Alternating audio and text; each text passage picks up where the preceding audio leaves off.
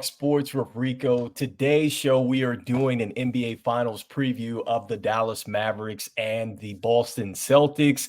And we're going to have, or we're actually going to go through an article which you can find on NBA.com.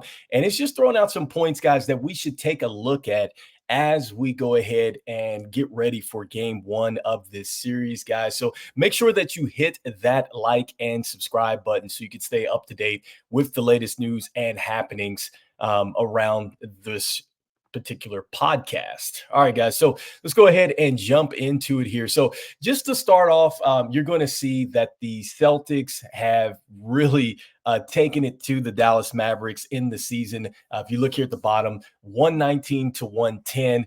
That was on Dallas's home court. And then you see that they beat the Mavs again, 138 to 110. So the regular season has not been a problem for the Boston Celtics and getting a win against these Dallas Mavericks. But you can argue that the Dallas Mavericks are a much different team at this point in time. And I just think that, whenever it comes down to the postseason, you can listen to the guys on NBA on TNT, especially Charles Barkley, and those guys will tell you all the time that when you get into the postseason, it is two different things. And the way that the Dallas Mavericks have been clicking as of late, they don't have any injuries, unlike the Celtics. I like Dallas for that.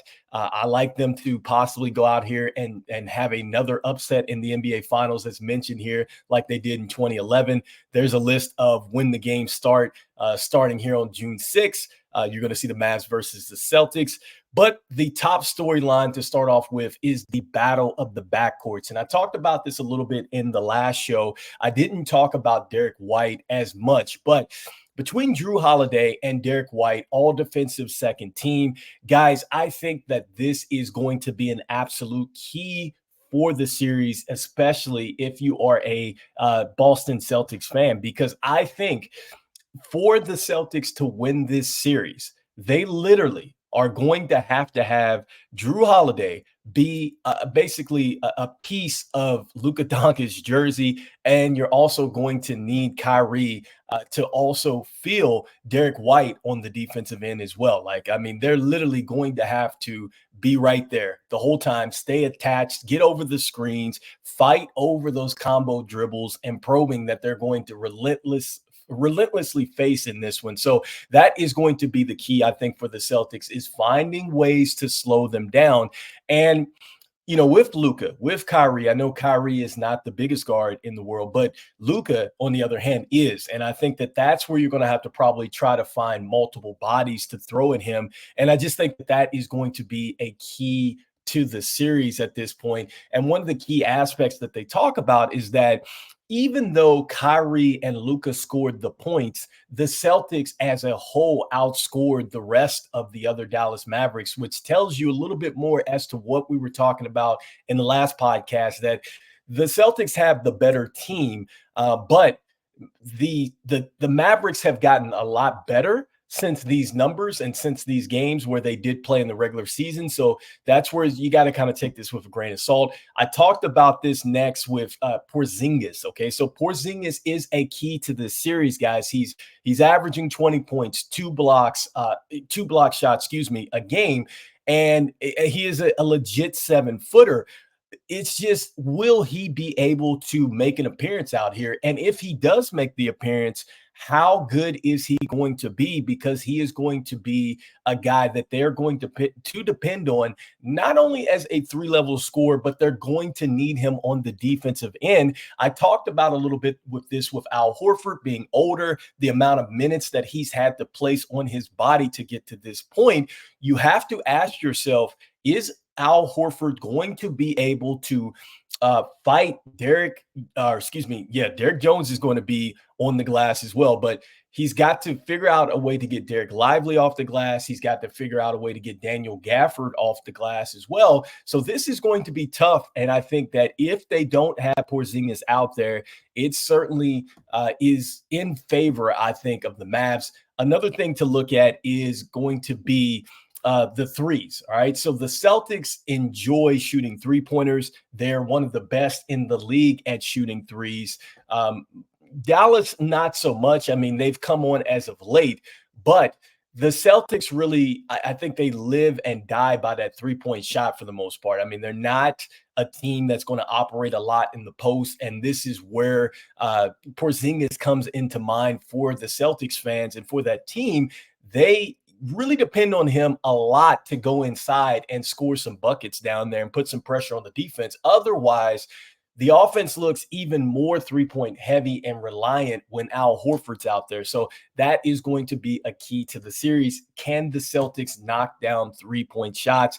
And lastly, a key number to kind of look at here is that the Mavs shoot historically good as far as shooting corner three-pointers. And you're seeing that Bruce Bowen bringing back history for the Spurs. He's made 33 in 2007. But that is a critical shot for the Mavs because as Luka Doncic is going inside, as you have Kyrie driving and probing the lane, they're going to look for drive and kick opportunities at this point in time. And so if they're getting those drive and kick opportunities, they're literally going to eat you up and carve you up from inside out. And so that's one thing that the Celtics have been very good at. They've given up the fewest amount of corner three-pointers. They've been exceptional at closing down opponents.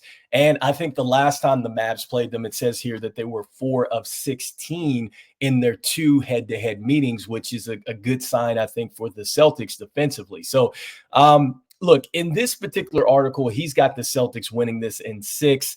I like the Dallas Mavericks in 7. I get that the Celtics have been there before. I get that they've been together longer.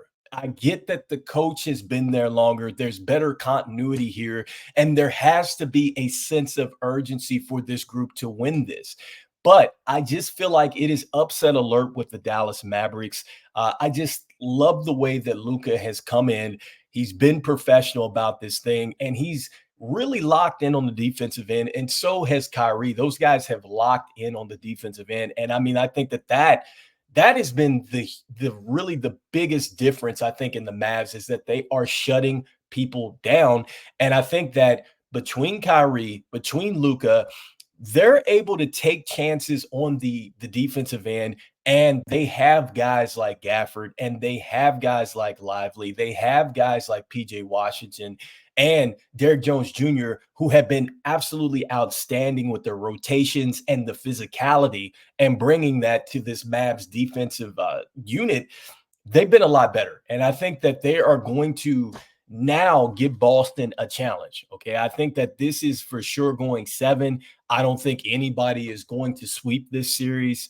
I'm not saying that Tatum and Brown are going to struggle at all. I think that they're going to score, and I think that Kyrie and Luka are going to score. I almost think that they're going to cancel each other out. But I think at some point, you got to be able to take away something.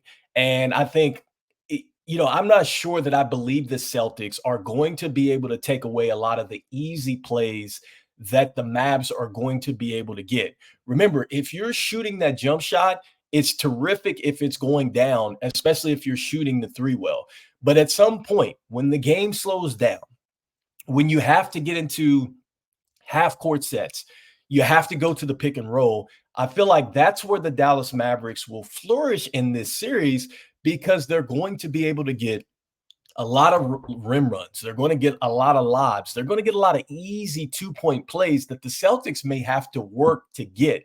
And not saying that they can't do it, but I think that between Tatum and Brown, they're going to have to work a little bit harder to generate points in the paint. So that's just my really predicament here. I'm thinking that it's going to be Dallas in 7. You guys let me know what you guys are thinking in the comments. I want to go ahead and thank Spotify, where you can actually find the show there and listen to us there. You can also find this show on YouTube as well under Real Talk Sports with Rico. You can also catch me on Bulls Digest, where I'm talking everything Bulls there too. So in any case, guys, I will see you guys on the next one, and we'll be talking a little bit of game 1. So very exciting time here in the NBA season when we get to the finals. So once again, this is Rico. This is Real Talk Sports, guys. I will see you guys on the next one. Peace, and I'm out.